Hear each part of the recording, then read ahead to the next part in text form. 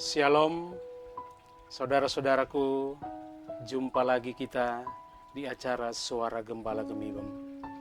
Dan tema kita saat ini adalah mengasihi seperti Kristus mengasihi, sebagaimana yang terdapat dalam kitab Efesus 5 ayat 2 berkata, "Dan hiduplah dalam kasih, sebagaimana Kristus Yesus juga telah mengasihi kamu, dan telah menyerahkan dirinya untuk kita sebagai persembahan dan korban yang harum bagi Allah." Saudara-saudara, kepada jemaat di Efesus, Rasul Paulus menasihati mereka agar hidup di dalam kasih, sebagaimana Kristus Yesus mengasihi mereka dengan menyerahkan dirinya sebagai penebus dosa manusia. Hal itu juga merupakan nasihat kepada kita. Allah sudah memberikan teladan kepada kita dengan mengorbankan Yesus, anak yang dikasihinya. Dan Allah menghendaki kita untuk memanifestasikan kasih dalam hidup kita melalui wujud perbuatan iman atau buah roh. Kita seharusnya menghasilkan buah roh. Mengapa saudara-saudara? Karena kehidupan kekristenan tak dapat dipisahkan dari kasih. Artinya, setiap orang Kristen dan yang percaya kepada Kristus harus memiliki kasih dalam hidupnya. Pertanyaannya adalah, kasih seperti apa? Bukan kasih yang hanya digembar-gemborkan di atas mimbar atau ditulis dalam slogan dengan huruf besar dan tinta berwarna supaya menarik perhatian banyak orang. Tetapi sebaliknya, kasih yang diwujudkan dalam tindakan yang nyata dalam kehidupan sehari-hari. Mengapa saudara-saudara?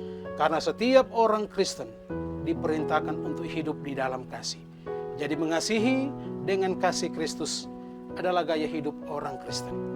Dalam Yohanes 13 ayat 35 Tuhan Yesus berkata, "Dengan demikian semua orang akan tahu bahwa kamu adalah murid-muridku, jikalau kamu saling mengasihi."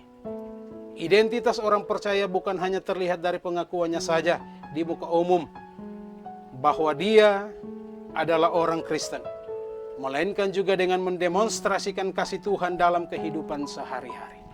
Orang percaya harus saling mengasihi dengan kasih Kristus. Hidup dalam kasih berarti harus membuang semua sifat manusia lama kita yang cenderung egois, mementingkan diri sendiri dan tidak punya kepedulian terhadap orang lain. Bukan hanya mengasihi orang yang mengasihi kita, tapi juga mampu mengasihi orang yang telah menyakiti kita, membenci kita ataupun yang memusuhi kita.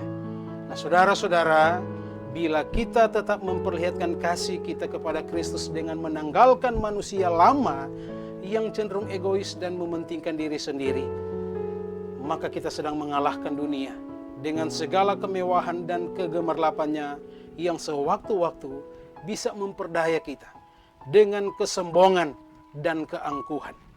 Yang terutama saudara-saudara adalah kita seharusnya mau belajar meneladani kasih Yesus.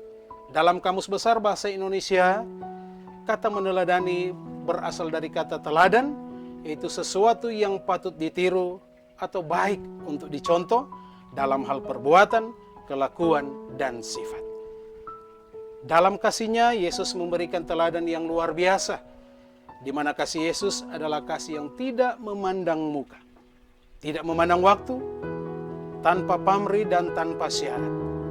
Itulah juga kasih yang dikehendaki oleh Kristus Yesus di dalam kita, di mana kasihnya mewarnai hidup kita dan kita pun mewarnai sekeliling kita dengan kasihnya. Nah, saudara-saudaraku, milikilah kasih Kristus sehingga dunia melihat Kristus di dalam kita dan kita pun menjadi berkat bagi sekitar kita.